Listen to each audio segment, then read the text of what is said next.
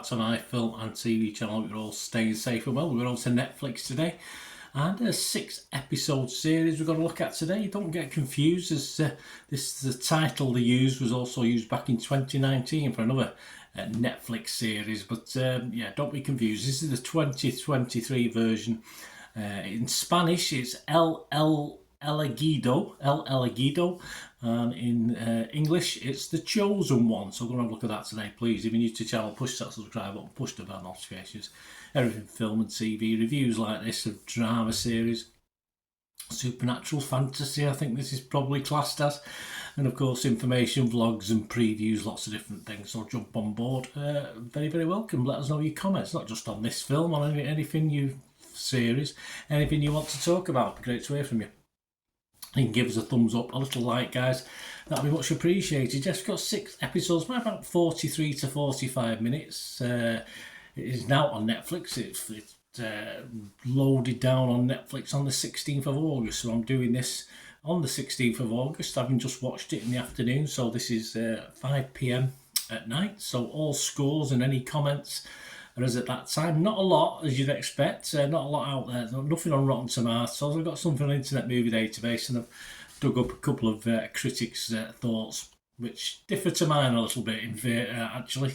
The series is based on the comic book series American Jesus by Mark Miller and Peter Gross.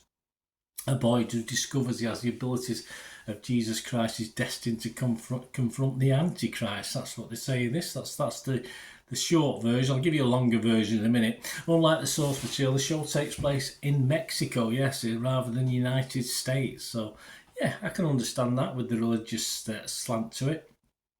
Stars Bobby Lufno, Diana Agron, Lilith Amelie Ciodia Maya, Juan Fernando Gonzalez Anguema, Jorge Javier Arbello, Alberto Perez Jacome Kenna, Patricio Cernametza, Carlos Bardem, Alfonso Dosal, Sofia Cisniega, and Eileen Yanez. So there you go.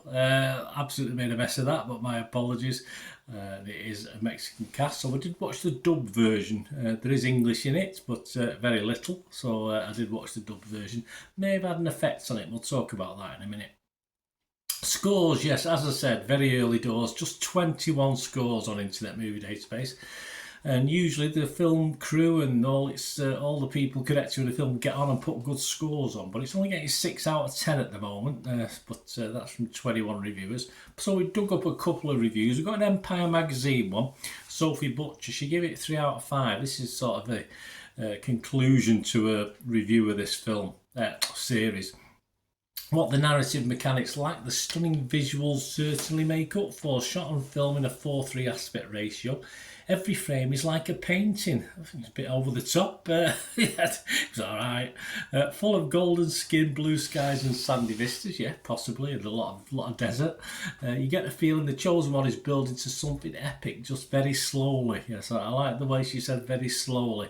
But being in this world with this cast of kids makes it worth exerting some patience. I will tell you more about my thoughts on the cast of kids. Patience is a word. It does sort of get interesting, and when it does get interesting, it's all over, unfortunately.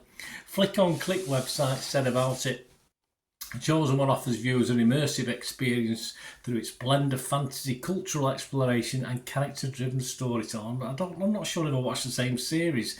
By anchoring the fantastical elements in relatable human emotions and struggles, the series could potentially resonate with audiences seeking a thought-provoking yet entertaining narrative as Jodie navigates his path of self-discovery and grapples with his role in confronting the Antichrist. Viewers can anticipate a story that combines supernatural intrigue with relatable dilemmas, all within the vibrant backdrop of Mexican culture. Sounds good, doesn't it? Yeah, I might have to watch that, even though I have watched it, because some of this it's not really resonating with me. I mean, the culture is fine, nothing wrong with the Mexican setting. I think that was ideal, but not much for me in the story grabs you, apart from the obvious need to see how things pan out, which kept me watching beyond perhaps episode 3. I just wanted to see what was going on and how it would all end. And as it's a series, it doesn't really all end, does it? It just carries on for a second series. Well, it sets itself up for a second series anyway. Whether it's got one or not, I'm not too sure.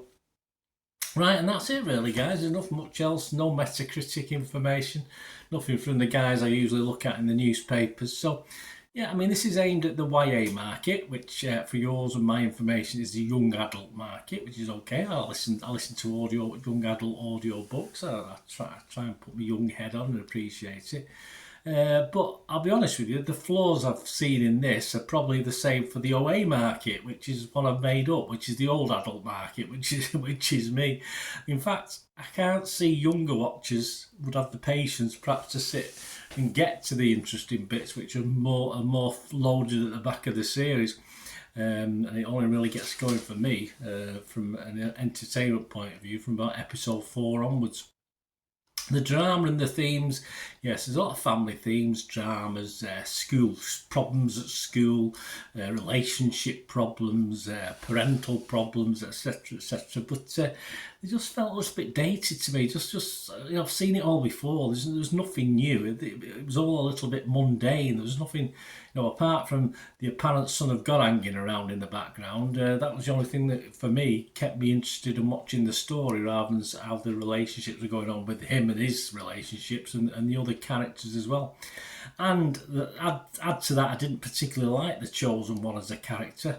As a person, that might be deliberate. Of course, as he gains popularity, he becomes a little bit arrogant, etc., etc. So it's probably deliberate, but I couldn't really invest positively at any stage in him, or most of all. I think there might have been one or two I was interested in, but most of the characters I just had no investment in them. So the story lacked a little bit of connection for me. I did persevere though, as I said. I very nearly turned it off after about episode 2, episode 3. The quality of the dubbing may have sort of made that a bit more obvious. As I said, I didn't watch it in its original language with English subtitles. I watched the dub version, and perhaps that might have helped or made it a little bit worse as well. But for me, it just sort of meandered far too long for me to actually be able to give this a good score. As I say, I've read a couple of the other reviews, and yes, shot, the settings, the way it's put together is fine. I just thought the story was a little bit mundane.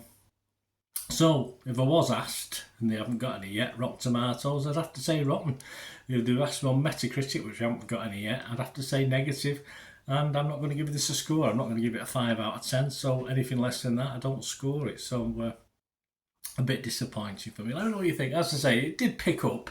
It almost. I might have almost give it a 5 out of 10. But on reflection over the full 6 episodes, no score from me. I wasn't overly impressed, as I said, even though I did sort of get more involved as we got to episodes 4, 5 and 6.